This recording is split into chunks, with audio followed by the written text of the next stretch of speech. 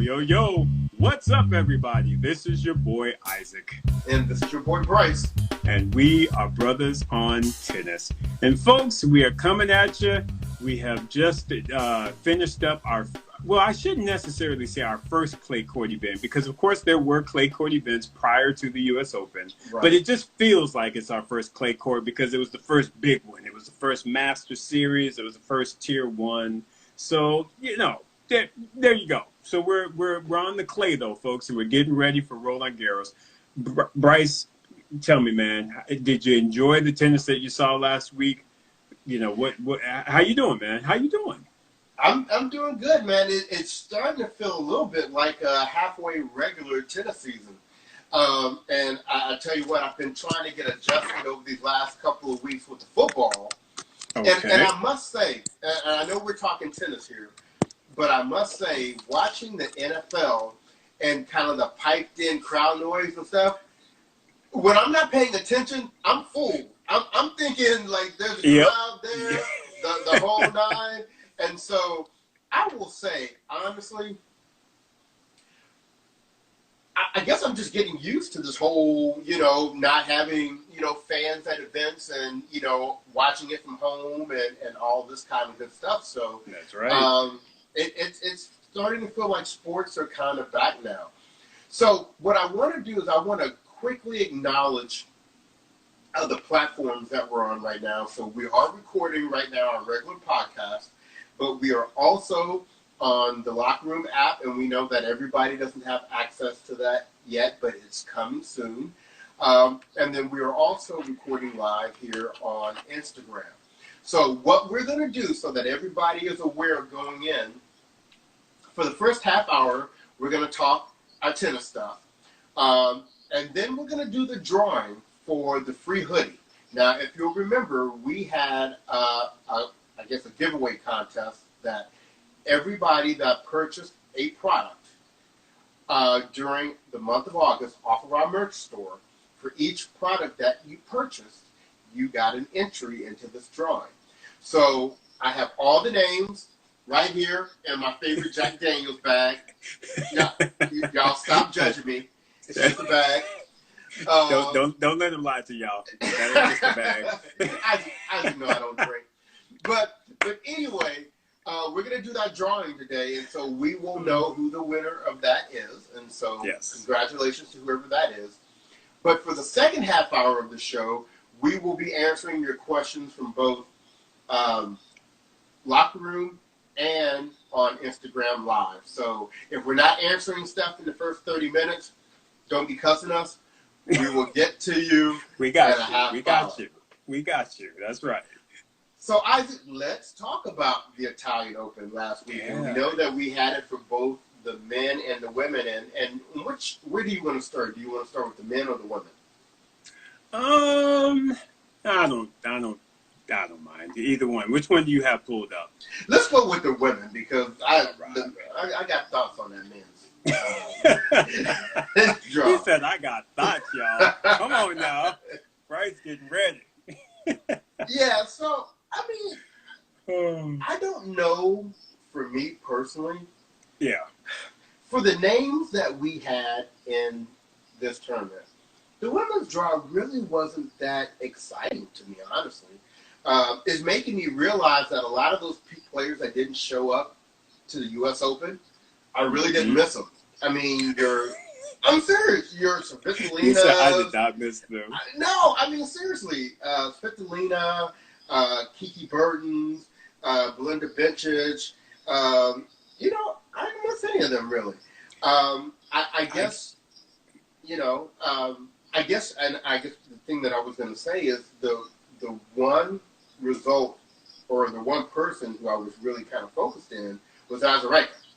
Because we knew she was playing Venus in the first round. And like you said, when she lost to Venus last time, she put a root on her, took her skills. And took the skills away. And she still has them because she did put it on Venus, as I thought she was going to. But the surprise of the tournament for me was that double bagel she served up to Sofia Kenin. So I need you to talk about that for a minute. Okay. because y'all, come on now. She walked up on the court and was like, you know what, baby girl, you look like you are hungry, and I need to cook you some eggs to go with these bagels. I need to cook it. I mean, she got a hold of Sophia Kenin, was like, you ain't got nothing for me on this day. I'm trying to tell you, girl, get out the way. She snatched that girl by her little ponytail.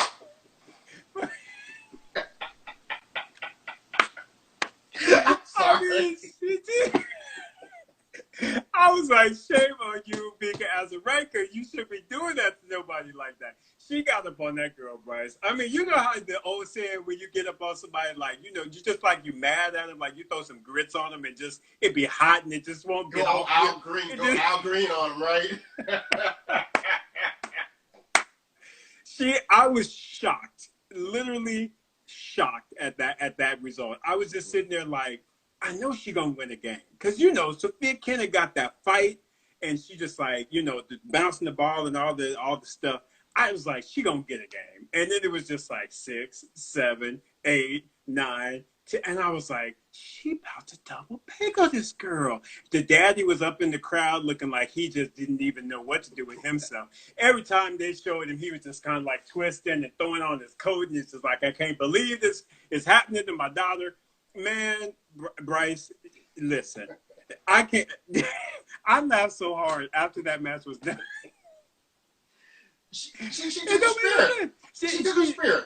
She took her spirit. And this is the only thing I'm going to say, because everybody has a bad day.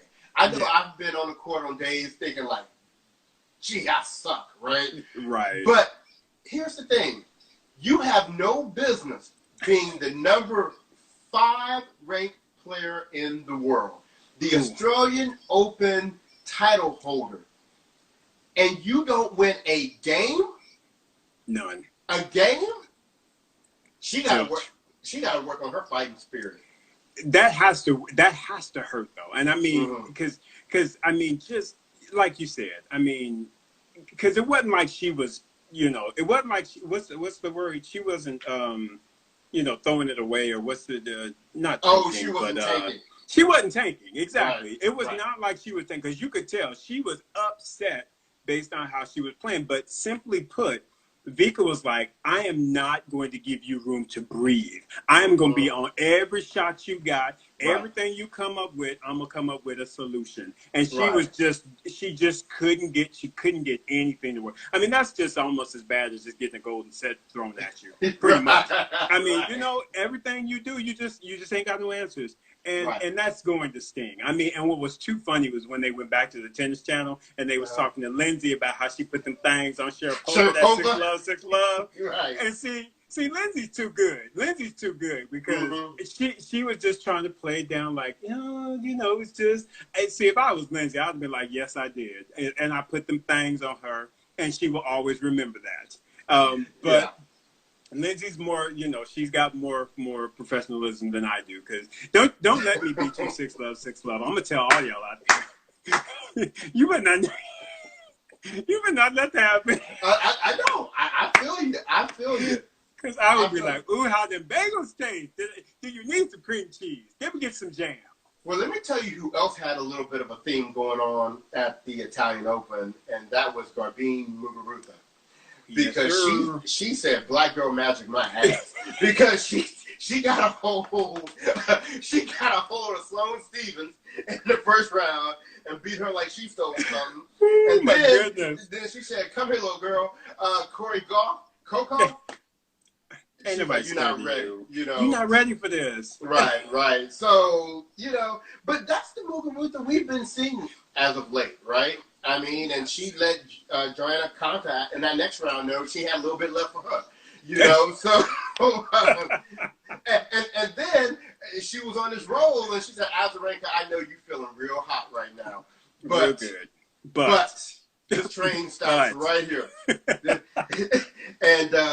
And it took Halep to take her out, but I tell you what, I think Muguruza, just jokes aside, is truly playing top 5 ball. right now. Absolutely, bro. I mean, like we were saying, the fact that she got back with Conchita Martinez, and I forget the old dude that she was working with that was just kind of had her head messed up. Now that she's strictly with Conchita, I think that old Muguruza and that old fighting spirit is just coming out, man. And she's doing some things. You have got to put her at pretty much, close to the top of the heap, if not at the top, as it relates to who is going to take this French Open, because she got one, just like Simona Halep does, and maybe and she might be able to turn this result around, the next time if that's where the two meet up. So, yeah, man, yeah, she's playing some good ball.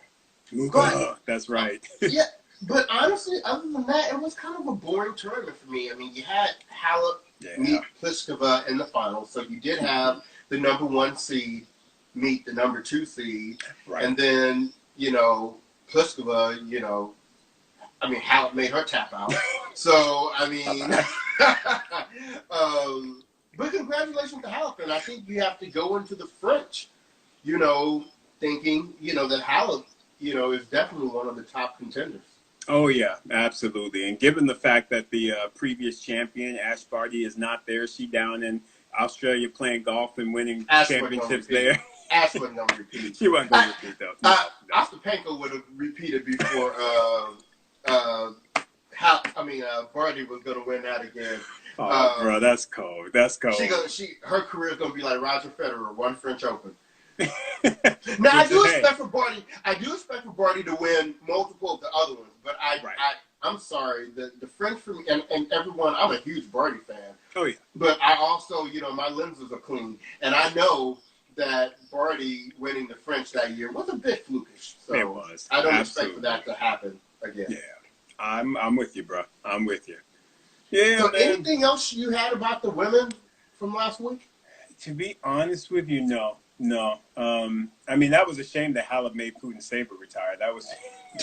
I mean, she made 2 people retire. She made 2 people tap out. Yeah, so Halep is on her game, so do not sleep on her going into this French Open. She's like, all right, y'all. You sleep on me if you want to. I got something for you. So, no, all good. Let's jump over to the men. Yeah, yes. And, listeners will remember last week, we just basically said Rafael Nadal was going to come do what Rafael Nadal does, run through this tournament. He probably was going to meet Djokovic in the finals. But we fully expected for Nadal to take this tournament. But before we get there, are there any matches that you saw earlier in the week that you want to make note of? There likely is. I need to look through the past results. I didn't look through there too much. Okay, so while you're looking, I'll go ahead and I'll bring up one, and that's this 18-year-old kid, this Italian guy, Musetti. Yeah. And he stepped out there, and were they saying that this was like his first ATP level match? And his first 2 wins were knocking Wawrinka out and then telling Nishikori to go on somewhere. I mean, how many people start their career off like that? I know, dude. That has to be a very, very nice, confidence boost for the young Italian to be able to do something like that and do it at home in your own country. That's hella impressive, man. Yeah. He looks pretty good, man. Looks really, really good. Unfortunately, when he played that Kepfer, who I like him, by the way. There's a bunch of people coming up that I really like. Absolutely. But I guess Musetti wasn't used to winning that much, so his shoulder was done by the time he got to that match. Oh, yeah. Oh, yeah. To be off, to be young, and to be off, and then you playing someone like, because Stan shot, that he always jacking folk up anyway with his heavy shots. So, yeah, he probably had a little bit of tenderness in the area, so he was like, yeah, I'm a bail out. But I tell you what, kudos to Casper Ruud for his run. I know. See, that's somebody I also like. I like Casper Ruud. I like him. I like his game. Very clean game. And yeah, I was pretty impressed with him making it up to basically the semis to play Djokovic. That's pretty impressive. Right. Yeah. And took a set. Yeah, exactly. Exactly. Oh no, he took a set. Berrettini. Berrettini, he took a set, which was still impressive.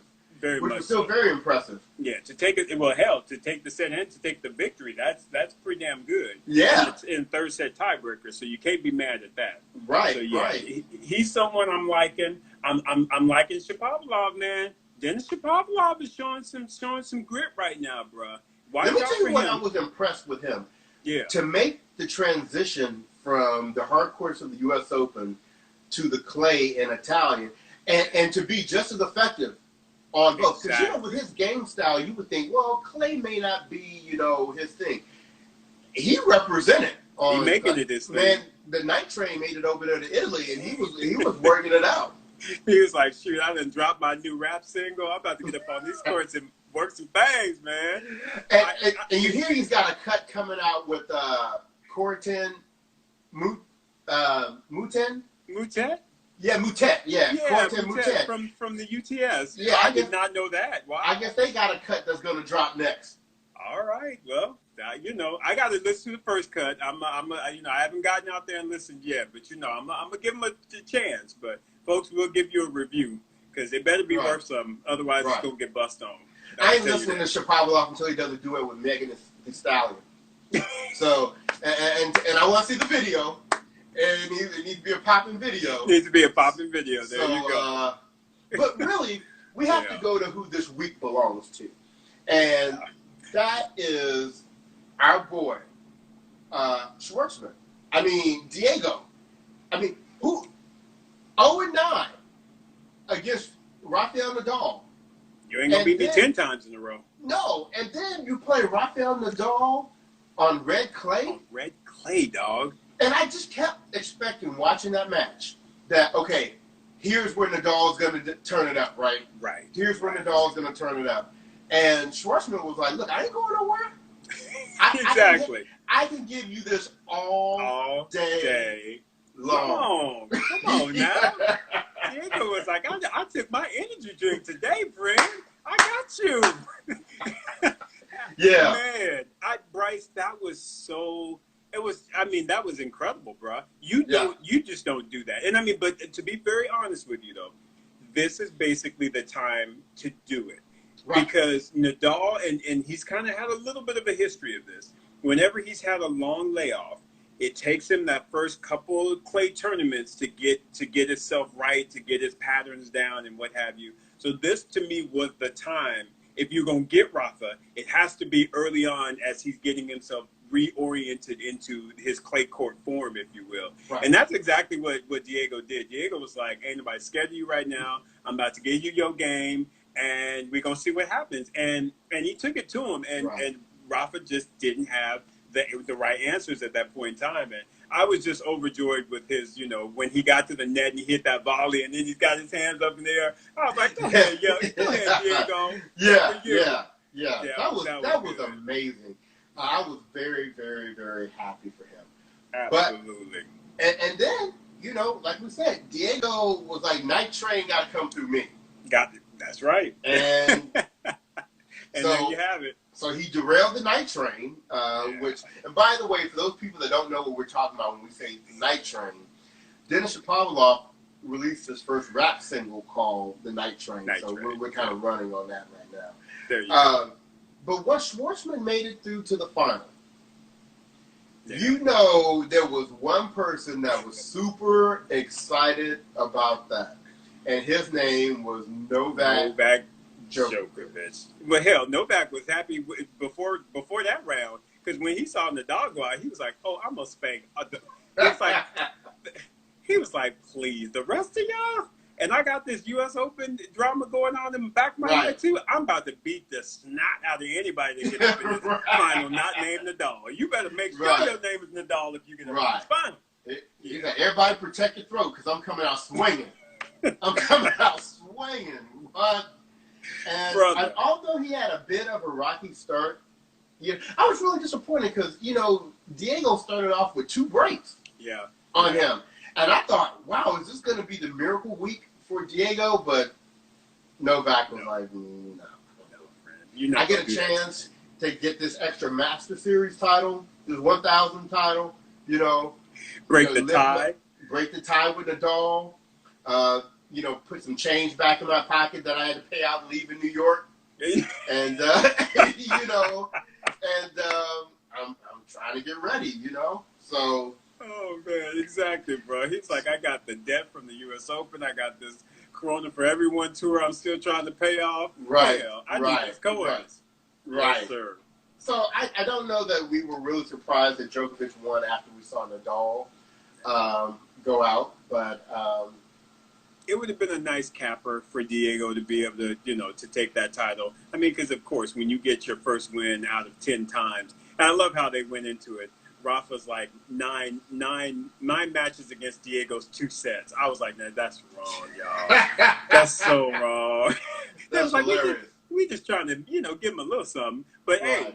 Hey, he added on to that total. He got 4 sets now, and a W. So, so good on him for that. But, yeah, it would have been tough for him to get through both Nadal and Djokovic in one tournament. So, good on him.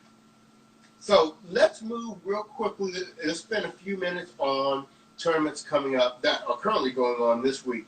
People that basically didn't have to qualify to get into the French Open, because that's a reminder. This week is the qualification for the French Open, and we won't go through those results. I was sad to see that J.J. Wolf lost. I was hoping that he was going to be able to do something, but. I was looking at a little bit of Eubanks' match. Was like Chris first Eubanks. on. Right. I think he won his, right? He did. Was up. Yeah. The one Emer brother won. Michael Moe won. Okay. And there was a fourth one. We did a post on it today. I forgot. That crossed my mind. But there were 4 brothers today that won in the first round of the qualifying tournament. But let's stick with the women. So we have the tournament in Strasbourg, where you have your top seeds are Kiki Bertens, Svitolina, Sabalenka, Rybakina, Anisimova, even though she's already lost, and Alexandrova, and Sloane Stevenson, although she lost too. So, just real quickly, I just want to say this. I want to say about 2 people. Yeah. Number 1. I'm sorry. I know everybody's hyped over Amanda Anisimova, and she's got some technically really clean strokes, and she hits a clean ball or whatever. But to me, I have not seen the eye of the tiger or the heart of a champion, or I have not seen that battle out of her yet. And she posted some message earlier today saying, "Oh, she's so tired of people talking about her and things not being easy, and all this kind of stuff." So I don't know. I mean, she may end up. I mean, granted, she's really young, right? So she has plenty of time to turn this around. But she's 18, clearly right, 18 or 19 maybe. Yeah, she's clearly going through something right now. I don't know if what it is exactly, because we were saying the father passing. Father passed away. Yeah, and that was a year ago. But I will say this though, and I know that you and I both went through this at a relative. When it wasn't young, but we were young enough. It takes time. When you lose a parent, that's tough. And I think we saw that with Stevie Johnson, and so that's why for me with Anisimova, I'm not trying to stress too much, because I really honestly believe that she is a good player. And I feel like she will be one of those perennial top 10 players. She's going to be like a Lindsay Davenport, maybe not the best mover, but she will have ground strokes for you. And I just think it's going to take a little bit of time for her to get her mental back right, get her game together. Give her until she gets into those early 20s. But I do feel like she's going to be just fine. But yeah, I'm not. She doesn't need to be worrying about that. Go and play your tennis. The only thing I'm going to say to that is there are a bunch of young ladies right now that are doing it. So she's going to have to step up. She's going to have to make it happen. I mean, she's not going to be able to just go out there and play. She's going to have to really step it up, because Jill Teichmann got a hold of her. I'm saying and a couple months ago, we didn't even know who the hell Jill Teichmann was. I know, right? Yeah. And so she got a hold of her and gave her a whole biscuit in the first set and was trying to give her one in the second. So she need to watch out. The other person is, we continue to have this concern with Sloane Stephens. I mean, she lost to somebody I'd never even heard of before. This Habino or whoever from Japan. Yeah. Yeah, when I think about Japan, I think about, Osaka, and I think about the Nishiko. I mean, I never heard of this lady before. No, but Hibino took Naomi Osaka to 3 sets. And they, so she got okay, game. She took a set. Okay. Well, I know she got game because she gave someone a breadstick and a whole biscuit today. And, it's just, like we've always said, it's tough because you see the ability, you see the talent, you've seen Sloane realize it in the past, right? Yeah. And it's just tough to see her take these L's that are just, I don't know. I have to be, I'm in 100% agreement. I don't know what's going on with her. I don't know where the mental is, the motivation is. I don't know. Maybe that run that she did in the U.S. Open, and she just like, hey, that was my thing. That was my spotlight. I'm cool. And maybe she just cool, just, being up and down and doing her thing. I don't know, but as a fan of hers, it is very, very tough. Because you don't know what you're going to get. You don't know if she's just going to crash and burn on the next 5 tournaments, or if she's going to show up and try and do something. So, I don't know. I kind of wish she was kind of like how we were talking a while back in regards to Taylor Townsend. Kind of step out there and just, kind of put out there what you about. I mean, so if your whole thing is, like, Near Curious, he's like, I don't care. I don't need no coach. I ain't trying to win no Grand Slams. I'm just trying to make my coin and live a good life. And if that's what you want to do, then by all means, you go off and do that. But then your fans better understand that. And then, so then they can kind of get on board with the roller coaster. But if we see your talent and you've shown your talent, i.e. Sloane, U.S. Open, all this other fun stuff, we kind of expect you to be striving for that and to do your best and be your best. And if that's really not what you're about, then, at least put something out there that's like, look, y'all, I'm doing me right now. I'll get back at it. And then at that point, you'll be like, all right, Sloane, we got you, baby. We're going to support you. We're going to get, we always got you. Sloane, we always got you. I mean, there's the players, we got you.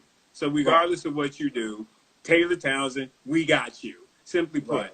But it just helps us to understand where you're at and what you're trying to strive for. That better helps us to know how we can root you on because, you always kind of want that true friend. If something is going on, you want that true friend to be like, yo, you ain't doing right. Get your ish together and get up on it.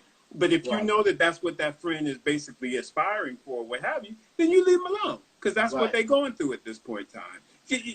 Yeah, just like we do with Venus. I mean, we look at Venus from a vintage standpoint now, right? We love to watch her. If she wins, we're super excited. But, I ain't going to go put no money on you for the next match. I know that much. But, I still enjoy watching you win. So, with that, ultimately, who do you think, makes it to the finals and maybe wins this tournament? Well, I tell you what, who is, to me, finding their form again, they know who's finding that form again. I'm trying to tell y'all better watch out for this young lady, Rybakina. Yes, I was thinking the same thing. Watch out for her, y'all, because she was on fire at the beginning of this year. And I think this layoff kind of hurt her a bit, so she's trying to find her rhythm again. But do not sleep on that young lady, y'all. Rybakina got game. And I have a feeling she might sneak through it because I'm looking at the top. And Kiki Bertens didn't look too good last week. And I don't think she's going to look too good this week either. So I feel like, at least on that top side, I think the bottom. See, I'm looking at it. No. At the top. I think Rybakina will, at minimum, make the final, if not take it. Right. That's who I'm looking at. And I think who will probably meet her in the final is probably Sabalenka. Because she needs to spank some folk up a little bit. Because after she got stolen by Azarenka at the U.S. Open, I know she ready to smack some women around. So right. I'm with you on that. All right. So then let's look at the men, the Hamburg Open. That's right. So look. The first two things that jumped out at me, and they're both in the same section, was number one, I saw today that Rublev was playing Tennis Sangren, and I was like, beat his skull in, and he did. So I was happy about that. And then, but Tommy Can't Beat Nobody Paul ended up beating Kevin Anderson, and I think that was a very impressive win. I was pretty happy for him for that. I'm happy for him, but Kevin Anderson, you need to go sit down and do a retrospective. Because if you got Tommy Paul getting up on you, so I'm telling you, something ain't right with your game, son. You better go off and think about it. That's all I'm saying. But kudos to Tommy, because as funny as we always be dogging Tommy, but I actually really enjoy Tommy Paul. I like that kid. I think he's just California. He's just like, whatever. I'm just gonna slap some balls and what have you. But yeah, that good for you, Tommy. Good victory. Right. So, but we have some interesting people here. We got Tsitsipas and with a first round match against Daniel Evans. Yeah. That's going to be very interesting. Yeah. My boy Lajovic, I'm excited because he had a good win last week against Raonic, yep. That bad line call. We didn't talk about that. That's a question I got for you, Bryce. And I know we got some folk out there, and but I want to take a little bit of time on this. Do umpires get sanctioned? So if they make bad calls, do they get fined? Because to me, that one, he should be fined for as bad as that call was that he made.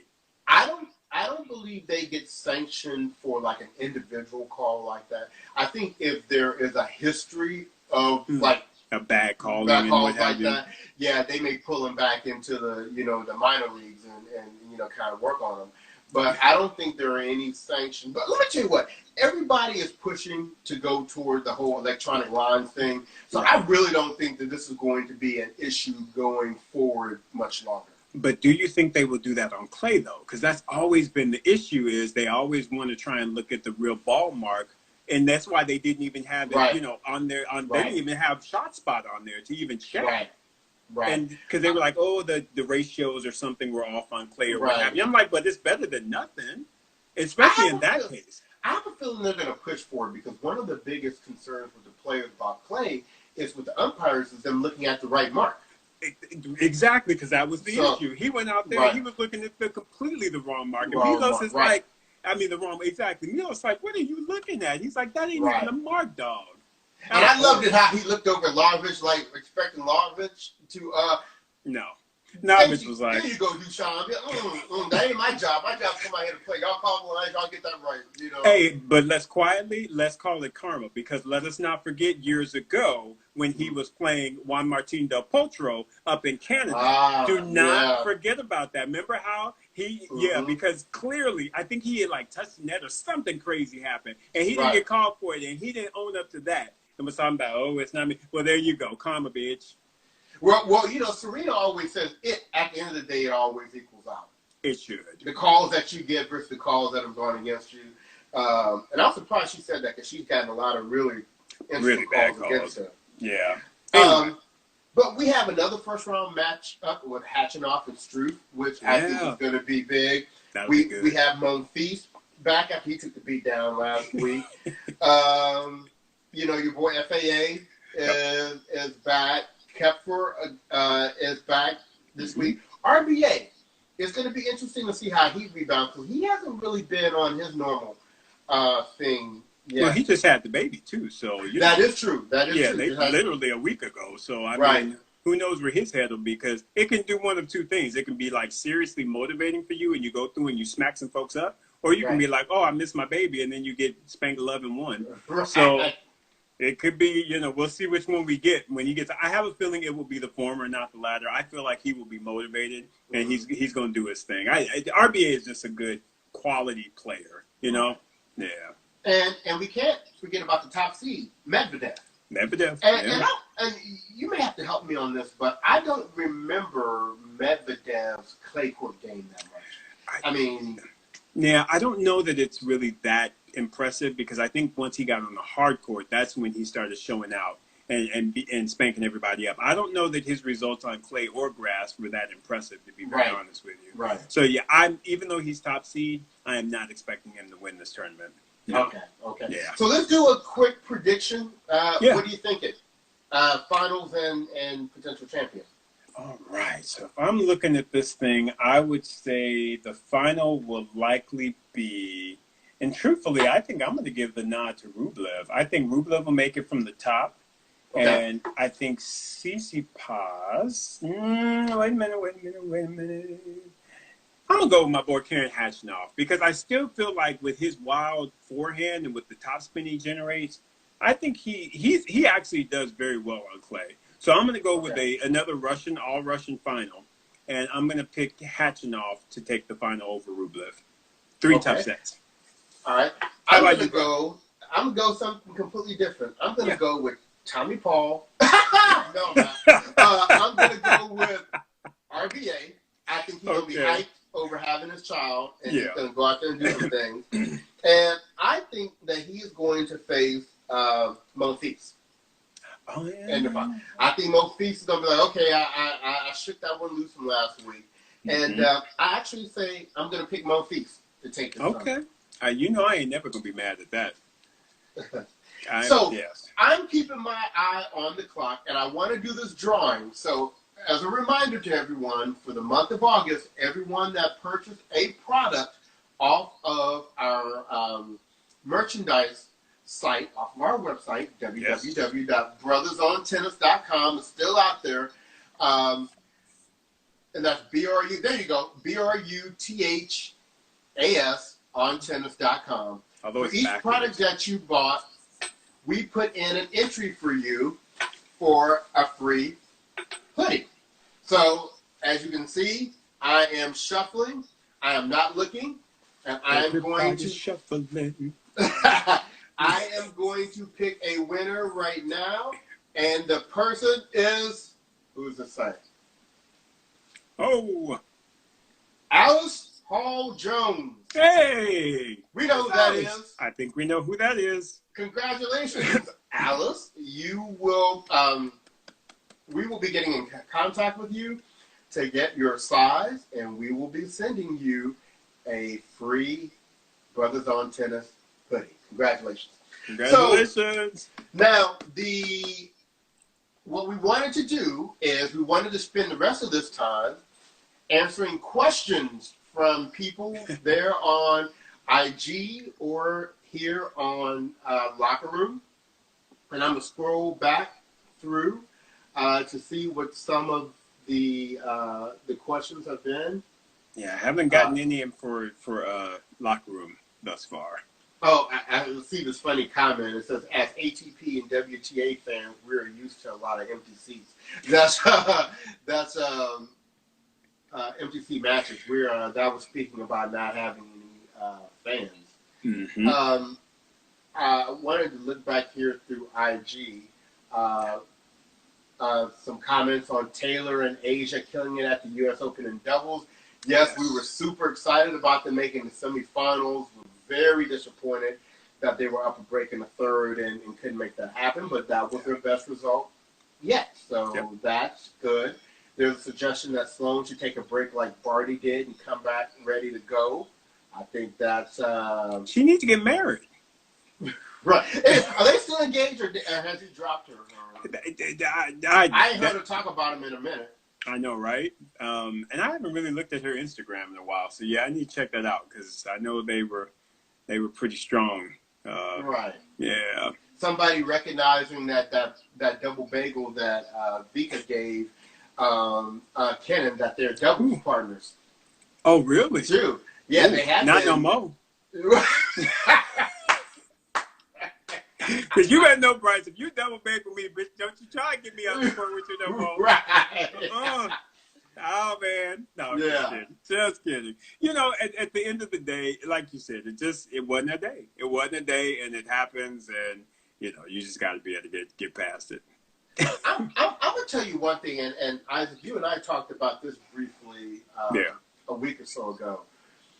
I want to start a movement because this whole situation with players going to the towel after every single point and doing a complete bird bath before they play a point, I don't get this. I mean, when we play tennis, I I don't know Yeah. if professionals sweat harder than us or not. There is no professional that sweats harder than this guy. You've Right. you've seen me sweat. No, I got puffy. Exactly. So no. And then when we used to watch tennis back in the day, I didn't see Martina Navratilova doing that. I didn't see John McEnroe doing that. I didn't see Ivan Lendl doing that.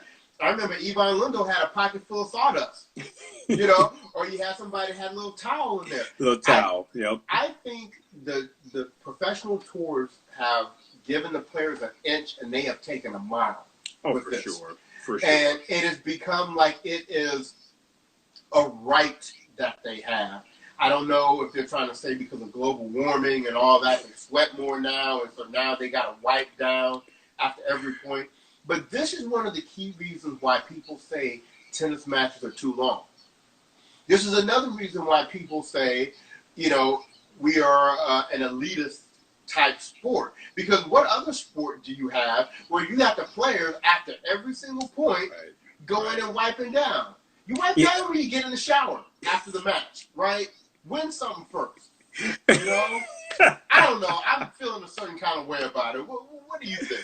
Well, I honestly, Bryce, I think that's where the pandemic kind of set the movement back, in my opinion, because that's where a shot clock, remember the shot clock thing that they were coming up with? You got 20 seconds between the point. The minute the point is over and they announce the score, it starts counting down, and you need to be on the line, ready to serve. I don't care what you're doing.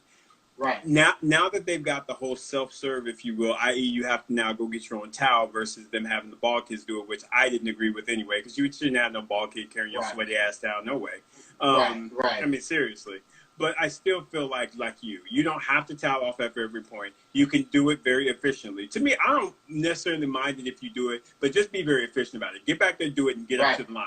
Don't be straggling and walking around, and then I got to go with my towel, and you have to do this every single time. Because, like you said, that just drags out the match, and it's just like, that makes it just very annoying. But yeah, I don't know what they're gonna do now, simply because, again, now that the players are getting their own towels, they're giving them that leeway, if you will, to go back and get it and do it. And so they're going to do it every point. It's just like anything, like the injury timeouts and all that other. They're going to take advantage. Anything that the player, exactly, anything that they can take advantage of, they will, if it's going to help them to, get themselves further in the match and to get that W. So I don't know that I see it changing anytime soon, bro, to be very honest with you. I wish I was the commissioner of both leagues so they would get 15 seconds.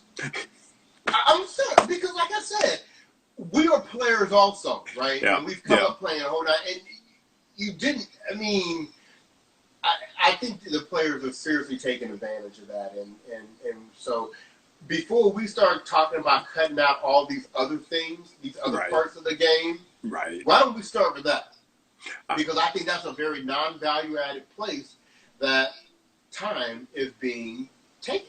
I agree. No, I completely agree. I think it's definitely something they will refocus on at some point. But again, I think because of the pandemic and because they changed the whole, the process, if you will, which the earlier process was ball kid brings towel, boom, and you had that exchange. Now that the players are doing it themselves, I just feel like they're not gonna be as strict just yet because of the fact that it's a new process. Which is, again, like you said, it's annoying because you're right. Every single time it's like, come on now, really? Every single time? Because literally, sometimes you'll see them go back and they'll just like dab their mouth and then they walk back to the. I'm just like, did you need to, was that bothering you such that you had to go all the way back to do that? You could have been up there serving out your next point. So, yeah, I'm with you, bro. So let me ask you something else because I didn't. We have a question here. Yes. Y'all see Coco and her double fall. She got a case of the gift for sure. Look, Isaac, as my witness, I've been saying with Coco Gauff, there are two things they need to work on with her. Yep. The serve, which it still baffles me why a professional tennis player has double faulting problems. I don't get it. And then that forehand. Mm-hmm. That forehand will break down in tight situations. So I totally agree with you about the double faults. And, whoever is her primary coach, because, we know it's not Patrick, that needs to be a focus. And I would have thought doing this. See, you can see during the Corona period that, we had the quarantine period when things were going on, you can see the players that took advantage That worked on something. of working on their games Yep. and those that did not. I'm going to leave it there. I'm going to turn it over to you. I don't know what you think.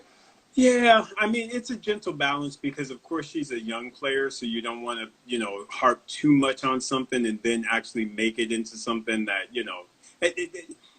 but it's a balance. Mm-hmm. But I am 100% in agreement with you. I feel like the serve is the one thing that you can control, and mind you, there are certain people that just similar to forehand, similar to backhand, similar to pretty much any shot. There are certain shots that each person just naturally gravitates to. Their body just does it automatically. Like your kick serve to me is just incredible. I can't hit your kick serve because that doesn't flow with me like that. I can hit one, but it's just not as natural. Certain people just don't have that natural service, either motion, timing, what have you. And I feel like remember Guillermo Correa and all these other folks that just had all them double faults. Dementieva, remember Dementieva? Don't forget Elena Dementieva. No. Couldn't get no first serve in to save her life, but she was top 5 player pretty much every single year. So I just feel like, but like getting back to the point, you do have to work on that because you have to then say, okay, I know that my body doesn't naturally do this automatically, so you got to put in the hours, the 10,000 hours. And I agree with you. That's where you want a serving coach to come in and say, here are some of the things that we need to change so that we're getting the right arc on the ball. We're getting the right timing. We're getting the right spin so that you're able to get it in the way that it needs to be. But, yeah, I don't know that was the focus. And, again, she's young, and I guess I would have been okay with it not being a focal point, but now that she's come back and it is now really showing itself even more, that has to be the focus going forward. It just has to be, because if you let it go on too long, then it begins to get here. And that's what Dwayne is saying. Yeah, exactly. That's what Dwayne is saying. And here's the thing, and I know I'm being simple-minded about this, but Patrick is kind of her coach a little bit too, right? Yeah. And doesn't he have another pupil who supposedly has the best women's serve of all time? Of all time. I mean, you would think, but... There's some videos, I mean? Right. I don't know. But I totally agree. She's young. She's got time to get it right. We need to get it fixed before it becomes a complex. Yes. But I just the whole concept of a professional... It's the same thing for me with basketball. Players that can't shoot free throws. Free throws, yep. And people try to give me, somebody like Shaq, his hands are too big. No. Right. and I asked Karima, we see you out there talking about don't try to shade Patrick and listen, he ain't her coach. Oh my. Oh, and I'm seeing something over. It looks like Courtney said, only because I know how much. Oh, love that. Oh. No, yes. Okay. So we have to talk about Courtney's item. There you go, Courtney. I like it. Yeah, we did talk about him setting the record, breaking the tie with the dog on the Masters 1000. And look, I'm gonna be very honest with you. Something that I am really impressed with Novak is when they said after, I guess, Cincinnati, he's won each Master Series title twice. To me, in some ways, that's almost more impressive than winning all the Grand Slams. Mm-hmm. Because you have these 9 tournaments that you basically have the top players like you do of the Grand Slams, and you won each of them twice? Twice. And I don't know that any of the others have even won all of them. I think isn't he the only player that's won all of them? I think so. Yeah, I think so. So not only does he hold that mantle, but then he can also say, I'm the only one, and I've done it twice. Right. So, Courtney, we are giving your boy, Novak Djokovic, some props. Mark the day. Because you know that ain't going to happen much. No, he's good. No. Well, right. And like I said, we acknowledge him as a tennis player. I mean, how can you not? I mean, he's on that level. We just think he's an idiot. That's all. I mean, and it's possible for both situations to exist. You can be an idiot and a great tennis player. So that is Novak. And I will give, I'm going to give him even some more kudos. Mm-hmm. I have to say, Novak, and this goes to what I said about him and Roger and at the Wimbledon final. Novak equals clutch. Novak is able to compartmentalize things really better than I've seen any other player.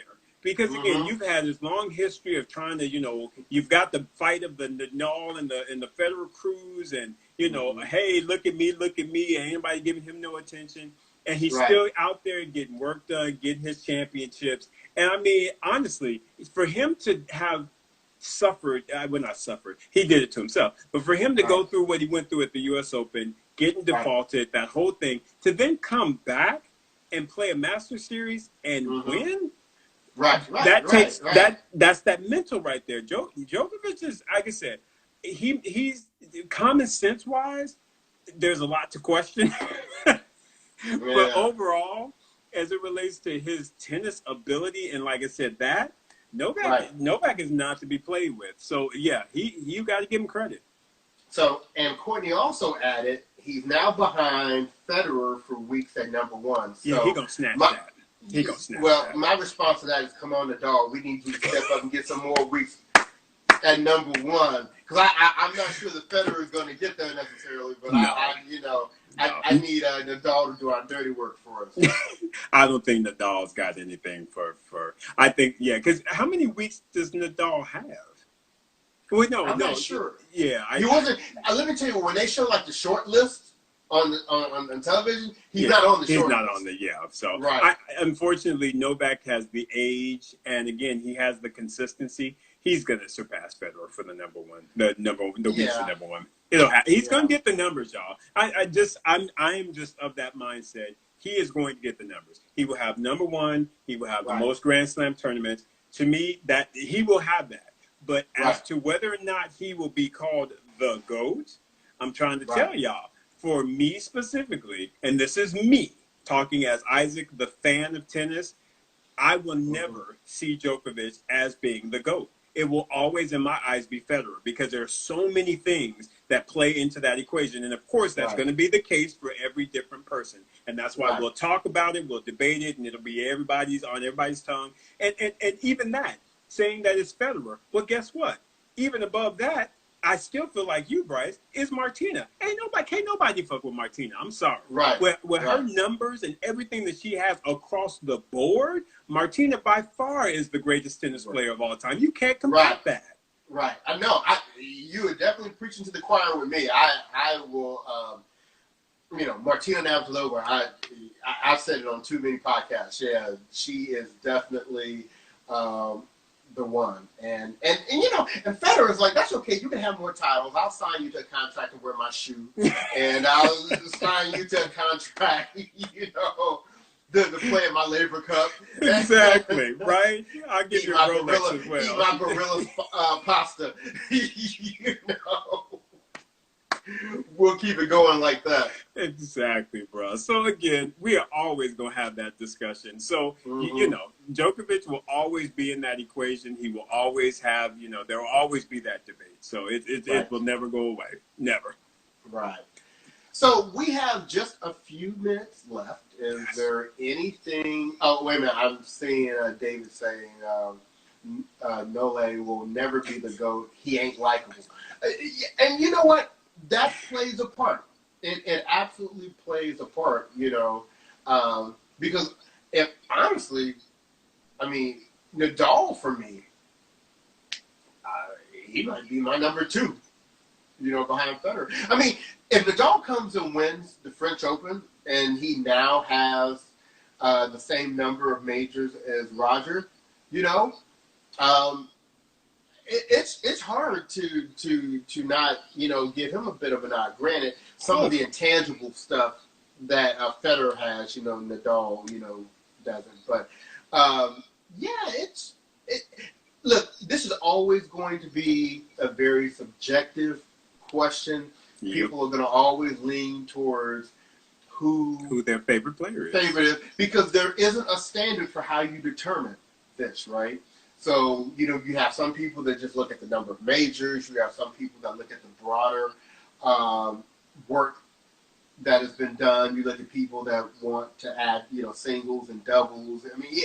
So without there having a truly fine measurement of what being the GOAT means, it's always going to be up for debate. So it's a fun discussion. It is. When you say Fed has intangibles that Rafa doesn't, what do you mean? That's from Mitchell. Well, this is what I mean. He has some marketability that Rafa just really doesn't have. You know, one of the things that, you know, we've talked about is the role that Roger has played as an ambassador for tennis. You know, Rafa's always been a little more focused on his camp and what they do in producing, and there's nothing wrong with that.